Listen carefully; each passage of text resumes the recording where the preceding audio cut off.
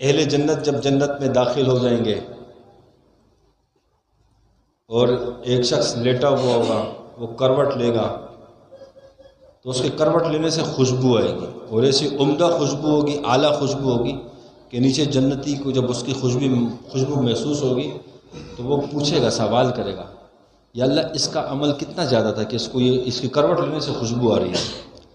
تو اس کو بتایا جائے گا کہ آپ کے اعمال نامہ اور اس کا اعمال نامہ میں عمل برابر ہے، صرف ایک مرتبہ سبحان اللہ اس نے تجھ سے زیادہ پڑھا۔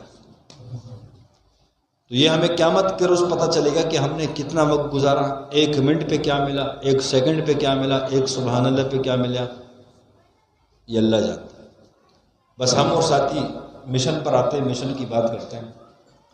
ہم جتنے بھی حلقے کے ساتھی ہیں، بس ہم تمام ساتھی یہ عزم کریں، اس بات پر عزم کریں جتنی ہم سے کوتاہیاں ہو گئی، جتنی ہم سے غلطیاں ہو گئی، جتنے ہم سے گناہ ہوں گے، سچے دل سے اسی مجلس کے اندر بیٹھے بیٹھے دل میں اللہ کو منا لے تو جتنی ہم نے منصب کی چاہت رکھی، جتنی ہم نے شہرت کی چاہت رکھی، جتنی ہم نے مال کی چاہت رکھی، جتنی ہم نے دنیا کی چاہت رکھی، توبہ کریں، ابھی سے تجدید نیت کر لیں، توبہ کریں، اور اللہ کی رضا کی نیت کر لیں، اللہ کو حاصل کرنے کی نیت کر لیں اخلاص کے ساتھ۔ دیکھو نیت غیب ہے، نیت اللہ جانتے ہیں، کوئی نہیں جانتا کہ اس کی نیت کیسی ہے، اچھی ہے بری ہے، اخلاص ہے نہیں، نیت غیب ہے۔ انسان صرف ظاہری معاملات کو دیکھ کر بات کر سکتا ہے، باقی نیت کیا ہے یہ غیب ہے، کسی کی نیت کیا ہوتی ہے اللہ جانتا ہے۔ آپ علیہ السلام کے سامنے ایک غزوے میں حضرت عمر فاروق رضی اللہ عنہ نے ایک شخص کو قتل کیا، لڑائی میں، جنگ میں، جہاد میں، غزوے میں۔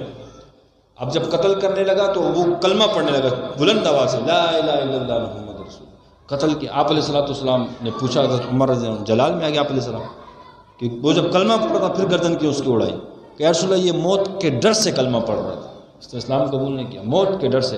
اللہ تم پیشی معاف فرمائے، مفہوم اس طرح سے کہ موت کے ڈر سے اس نے کلمہ کو پڑھا۔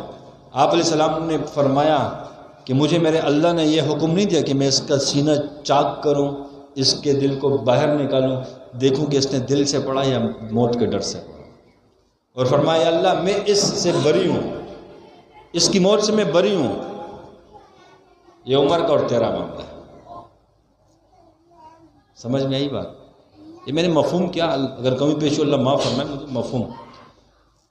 تو مقصد یہ ہے کہ نیت کس کی کیا ہے یہ ہم نہیں جانتے، اللہ ہم تو ظاہر کو دیکھ کے بات کریں گے۔ ایک شخص، اور یہ ہے جہاں پر 10 لوگ بیٹھے ہوں گے آپ کے اپنے ہوں گے، یعنی یہ لازمی نہیں کہ 10 کے 10 مخلص ہوں، 10 میں 5 مخلص ہوں گے، 5 مفاد پرست۔ یہ سسٹم اب سے نہیں چل رہا، یہ حضور علیہ السلام امام الانبیاء، آپ علیہ السلام کی مجلس میں بیٹھنے والے منافق ہوتے تھے کہ نہیں؟ ظاہری طور پر ایمان والے، اندر سے منافق، تو یہ وہ سسٹم وہاں سے چلتا ہوا ہے، بات آ رہی سمجھ میں؟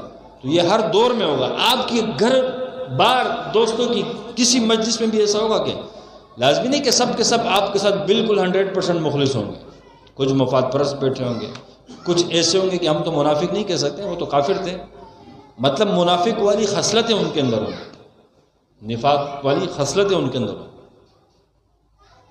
میں اور آپ اللہ سے یہ دعا کیا کریں کہ اللہ ہمیں اخلاص مخلص ساتھی دے، یہ دعا کیا کریں، یا اللہ ہمارے اس حلقے میں ہمارے ساتھی کو، یا اللہ جو بنانا ہے تو نے، اللہ ہمیں اخلاص والے ساتھی، ہمیں تعداد نہیں چاہیے کہ ہمارے پاس 1 لاکھ مرید ہو، نہیں، 1 مرید ہو لیکن کمال والا، وہ 1 لاکھ پہ بھاری ہے۔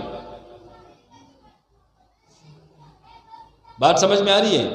تو ہم تعداد کی طرف نہیں دیکھیں کہ یار ہمارا مجمع زیادہ ہو جائے، یہاں بندے نہیں، یا اللہ ہمیں اخلاص والے عطا فرما۔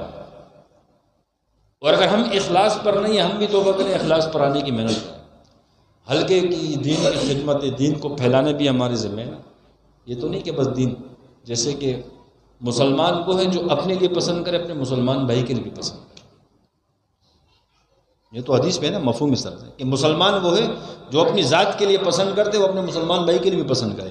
ہم نے اپنی ذات کے لیے اللہ کے ذکر کو پسند کر لیا، ہمیں اس کے فوائد نظر آتے ہیں، کہ اللہ کا قرب حاصل ہوگا، اللہ کا دھیان نصیب ہوگا، اللہ کی محبت نصیب ہوگی، اللہ کی معرفت نصیب ہوگی، ہمیں اللہ ملے گا، ہمیں روحانیت ملے گی، اللہ ہمیں علم و حکمت سے نوازے گا، اللہ ہمیں اپنے ذکر سے فیضیاب کرے گا، اللہ ہمیں برکتوں سے نوازے گا، یہ سب فائدے ہمیں معلوم ہے۔ تو حدیث میں کیا آتا ہے کہ جو مسلمان اپنے لیے پسند کرے وہ اپنے مسلمان بھائی کے لیے بھی پسند کرے، تو ہم بھی اس اپنے مسلمان بھائیوں کے لیے پسند کریں کہ یار ہمیں اللہ نے ذکر کے ساتھ جوڑا ہے، اللہ ان کو بھی جوڑ دے، یہ بھی ذکر کے ساتھ آ جائے۔ اب یہ کام ہم کیوں نہیں کرتے ہیں؟ اس کی وجہ ہوتی ہے، ہم یہ کام اس لیے نہیں کرتے کہ ہم چاہتے ہیں کہ یار ہم ہی پیر، لوگوں کے سامنے ہم ہی پیر بنیں، یہ ہم دوسرا نہیں بنے، لوگ مجھے پیر صاحب بولے، اس کو نہیں بولے، لوگ میرے پاس آئے کہ تشخیص کر، کاٹ کر، علاج کر، یہ نہیں بنے، یہی چیز تباہی والی ہے، بلکہ یہ دین کا کام ہے۔ عملیات ہمارے سلسلے میں کنڈے والا کام ہے، مچھلی کو پکڑنے کے لیے کنڈا ڈالتے ہیں نا سمندر میں، مچھلی کو گھیرنے کے لیے، تو ہمارے سلسلے کا جز ہے، کل نہیں ہے، یہ کنڈا ہے کہ عملیات کے نام پہ لوگ آتے ہیں، ذکر میں لگ جاتے ہیں، بعد میں وہ کمال کے اللہ ان کو بنا دیتا ہے، یہ کنڈے والا کام ہے، ٹھیک ہے نا؟ اصل عملیات نہیں ہے، اصل تصوف ہے۔ کیا ہے؟ تصوف۔ اب نقل بھی عملیات نہیں ہے، مراد یہ کہ عملیات ایک جز ہے، اب کل کیا ہے؟ سلاسل ہے، تصوف ہے۔ تو میرے محترم ساتھی، تو یہ نہ ہو کہ ہمارے دل میں یہ آئے کہ میں عامل بنوں دوسرا نہ بنے، نہیں، اللہ نے جو مجھے نعمتیں دی ہیں وہ میرے بھائی کو بھی دے دیں۔ اب پورے اس علاقے میں کثرت سے ذکر کرنے والے لوگ ہوں گے، شیطان سے لڑنے والے لوگ ہوں گے، تو یہاں شیاطینوں کا راج چل سکے گا؟ چل سکے گا؟ اللہ کی مدد آئے گی، اللہ کی نصرت اترے گی۔ جب علاقے میں ایسے لوگ پیدا ہوں گے، ان کی دعائیں قبول ہوں گی، اللہ ان علاقوں سے عذاب کو ٹال دے گا، اللہ ان علاقوں پہ اپنی رحمت کو متوجہ کر دے گا، اللہ ان پہ ان کے بڑوں کو جو حاکم بنائے گا وہ اچھے لوگوں کو بنائے گا، کیونکہ اعمال درست ہو جائے گی، ہمارے گلوں کے اندر دین کی فضا بن جائے گی، ذکر اذکار کا ماحول ہو جائے گا۔ تو ہم جتنے بھی ساتھی ہیں، ہم ہر ہمت اس کوشش میں رہیں، یہ عزم کریں کہ ہم نے اس دین کو پھیلانا بھی ہے، دعوت بھی دینی ہے، دعوت دیں گے نا انشاءاللہ، بغیر کسی لالچ کے، صرف اس بات کو سامنے رکھتے ہوئے کہ جو میں اپنے لیے انتخاب جس چیز کا کر رہا ہوں مجھے اچھا لگ رہا ہے نا یہ، تو یار مجھے اپنے بھائی کے لیے بھی یہ چیز پسند ہوگی۔ ہمارے علم چھپانے کی چیز نہیں ہے، وہ علم ہی نہیں جس کو تم چھپا سکو، وہ علم نہیں ہے۔ علم بانٹنے سے بٹھتا ہے، زیادہ ہوتا ہے، کم نہیں ہوتا، یاد رکھو۔ علم اگر آپ چاہتے ہو کہ اللہ، دیکھو یہ شیطان کیا کہتا ہے کہ یار تو گلی میں، پوری گلی میں تو ایک عامل ہے، پورے گلی والی تیرے پاس آتے ہیں، اگر میں کسی کو ذکر پہ لگاؤں گا کل اس کو اجازت ملے گی تو لوگ اس کے پاس، یہ شیطان کی چال ہے۔ اگر تیری وجہ سے 10 لوگ آئیں گے تجھے اللہ اس سے زیادہ اوپر کرے گا، کیونکہ تیرا حصہ ہوگا اس میں،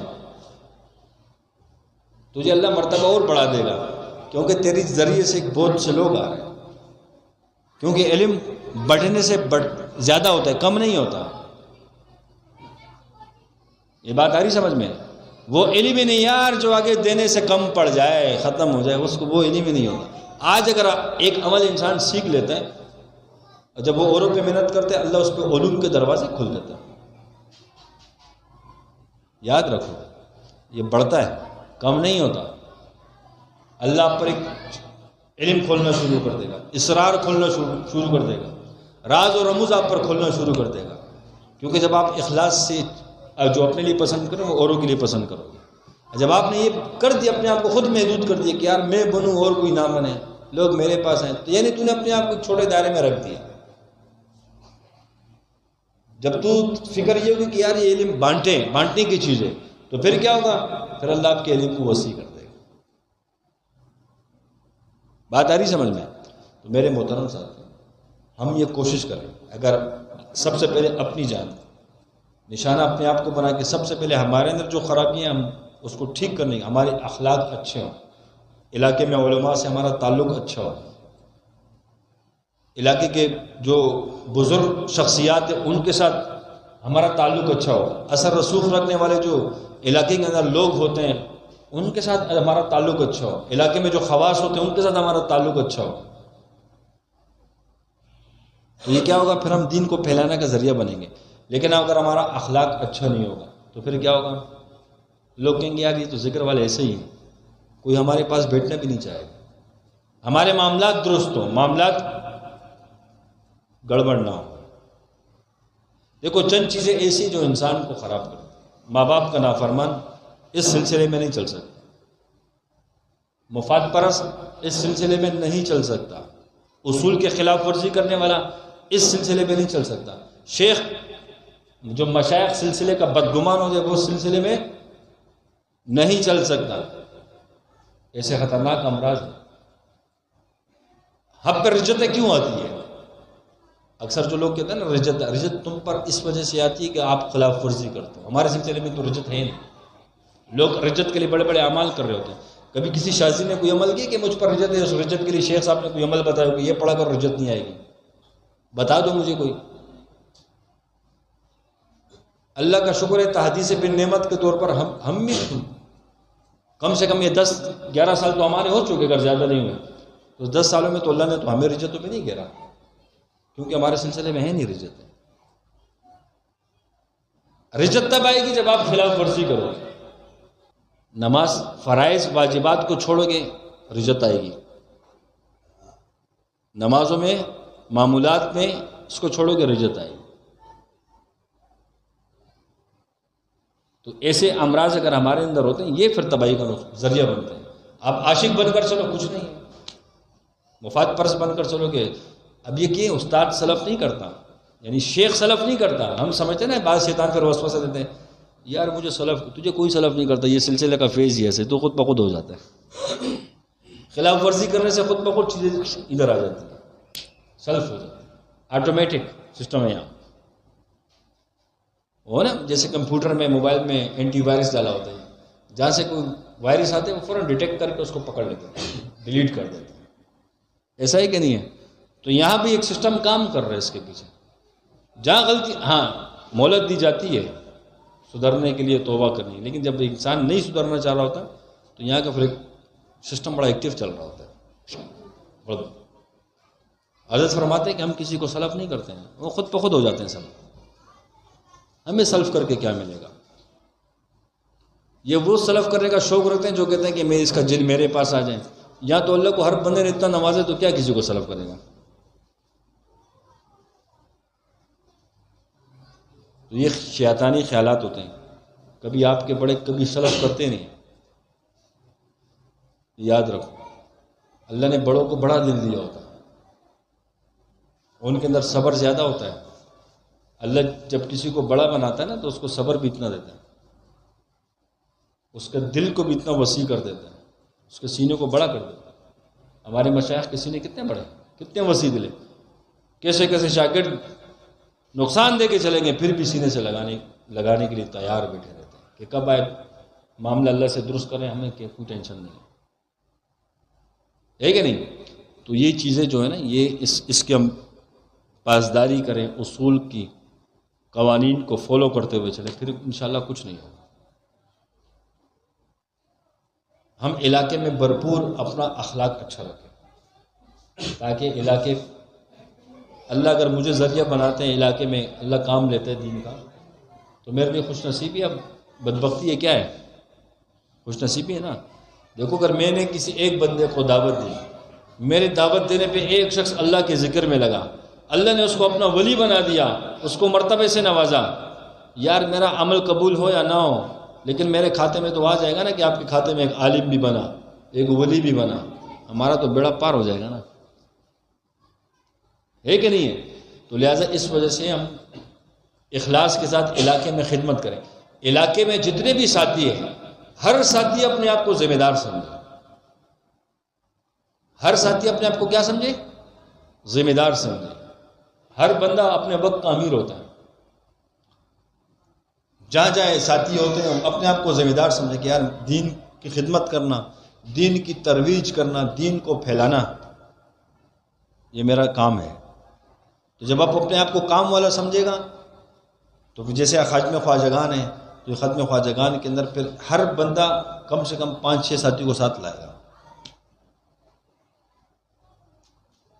ہے کہ نہیں؟ حضرت کا بیان ہوتا ہے، ہم آپس میں ساتھیوں پہ چلو کچھ ساتھیوں کے مسائل ہیں، ڈیوٹی وغیرہ کے مسائل ہیں تو پھر جمعے کا بیان میں بھی ہلکے سے ماشاءاللہ آپ کثیر تعداد میں ساتھی جا رہے ہیں۔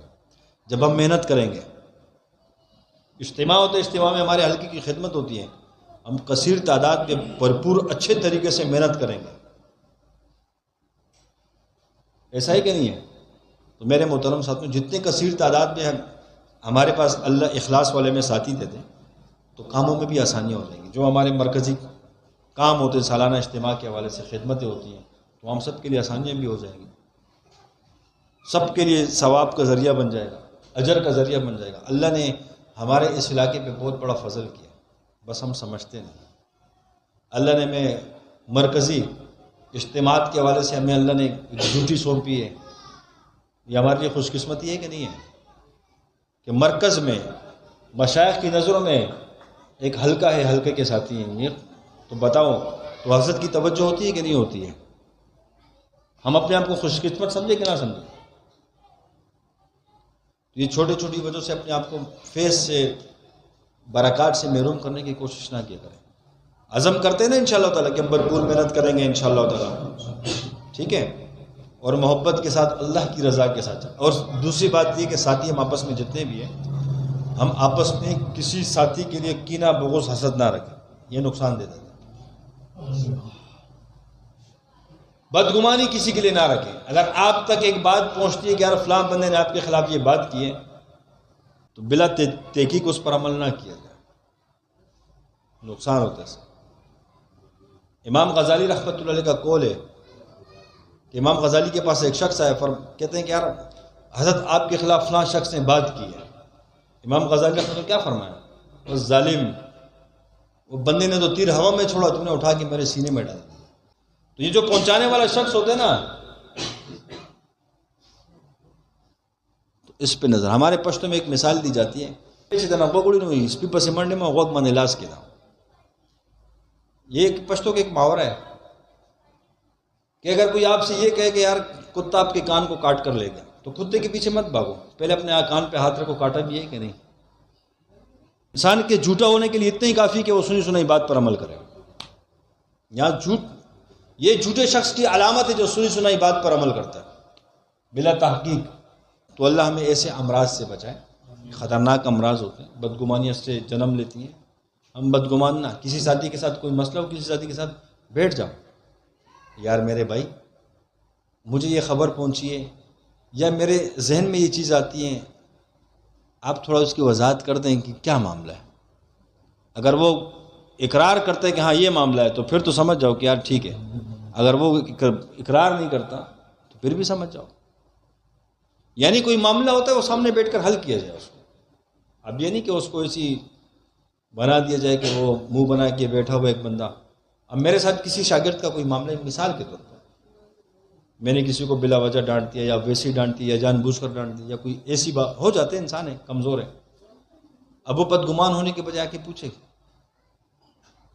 کہ آپ نے کسی ساتھیوں کے بیچ میری کوئی برائی کی، میرے پیچھے کوئی بات کی، اب خواہ بدگمان نہیں ہونا چاہیے، آگے پوچھ لے۔ وہ کسی اور ساتھی کے ساتھ کوئی معاملہ ہو تو جا کر خود ہم پوچھو اس سے، بدگمان ہونے کی کوشش نہ کرے۔ شیطان ہمیں بدگمان کرتے ہیں، بدگمان سے فیس کا کنیکشن کٹ جاتا ہے۔